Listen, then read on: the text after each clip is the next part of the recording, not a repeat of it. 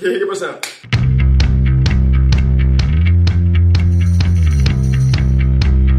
Vinc a parlar-vos d'arquitectura grega. Primer capítol. Això també ho dividiré en diversos vídeos, com l'anterior sèrie de les drogues en l'Alemanya nazi, que et convida a veure-la si no l'has vist, perquè n'hi ha molta xitxa i m'agarra algo si tinc que fer-ho tot d'una. No, calla. Avui anirem des de l'època oscura fins al període sever. Ale, a la faena!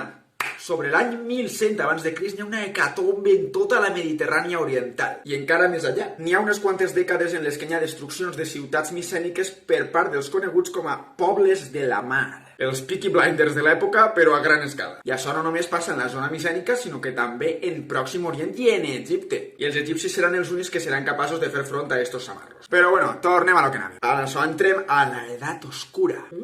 Període protogeomètric. Després d'estos atacs dels pobles de la mar, aquí tenim el desmoronament de la civilització tal i com era coneguda, un empobriment total i una reducció dràstica de la població. Al carrer. Passen de viure en ciutats a viure en cabanyes, ¿Quién te ha visto y quién te ve? Com a exemple, vos posa l'Efcandi, una cabanya complexa. Ojo, cuidado, no són 4 rames mal posades, Probablement siga un Heron, que és una construcció en honor a un heroi, és molt allargada i un life hack que vos done és que com més allargada siga la construcció, més antiga és. Està construïda amb troncs i fang. Té uns espais que recorden al Megaron minoic i micènic. Eixe Megaron és el que agarraran els temples grecs per fer la seva planta més avant. Alerta en això. Té un absis semicircular al fondo, com tindran les basíliques romanes i les esglésies cristianes, però este absis que tenim aquí els grecs no volen saber res d'ell i anirà desapareguent hasta fer el temple recte. Pràcticament el pròxim edifici religiós que vegam en absis serà cristià. S'utilitzen troncs com a contrafort inclús. Troncs! I òbviament la perístasis és de fusta. Perístasis són totes les columnes que envolten el temple. I aquí són necessàries per a sostindre la teulà. Però en els temples de pedra que vindran més avant no tenen cap funció. Però ho van heredar d'estes cabanyes i van dir, mira, com queda bonico, lo que va bé, millor no tocar. El període geomètric mitjà. En el santuari de Cermón tenim un temple de fusta, però l'absis del final ja està quasi recte. Alerta en això. Ja anem poquet a poquet acostant-nos als temples grecs que coneguem. També en este moment els rituals no són els mateixos que més avant. Aquí el tímpan del temple està obert, perquè cremaven els animals dins i com no tinguen extractor, per algun lloc tindrà que eixir el fum. Digo jo. Ara anem al període arcaic. Aquí bàsicament estan fent proves i experiments per veure el que ix. Conforme estan fent ara els científics amb les vacunes del bitxet dels collons, que a veure si la treuen ja, per favor. Fan temples en una filera de columnes enmig que ja veus tu a sant de què,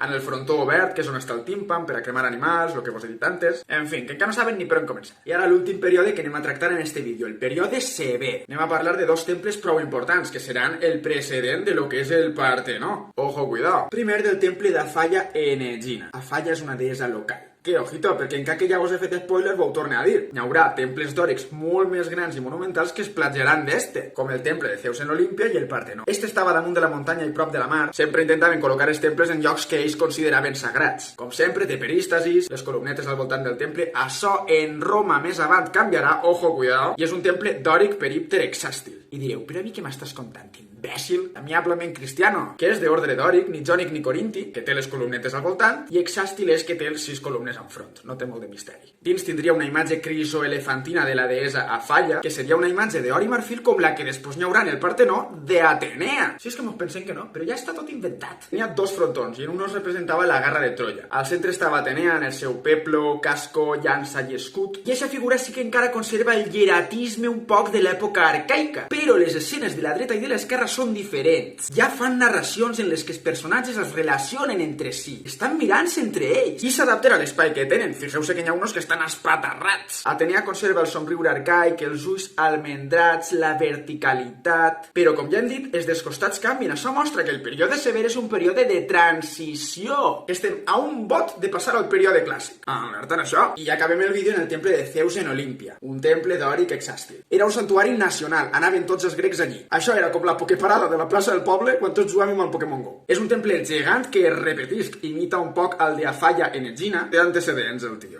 I 102 gàrgoles que tenia el cabró.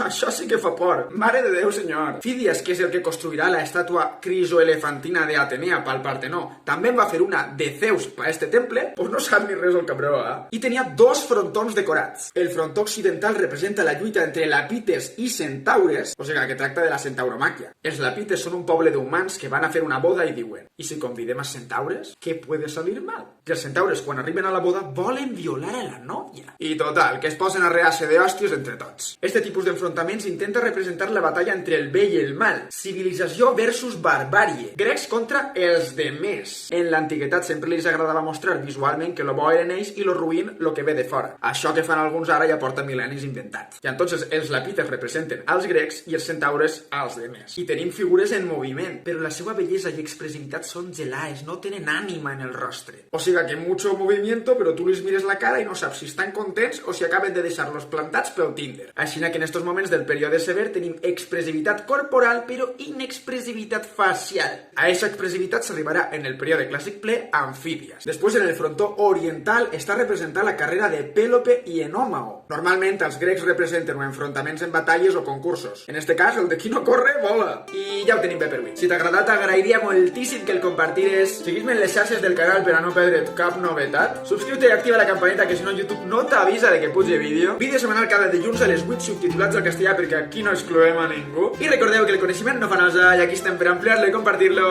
tot el que puguem. Mos veiem el dilluns.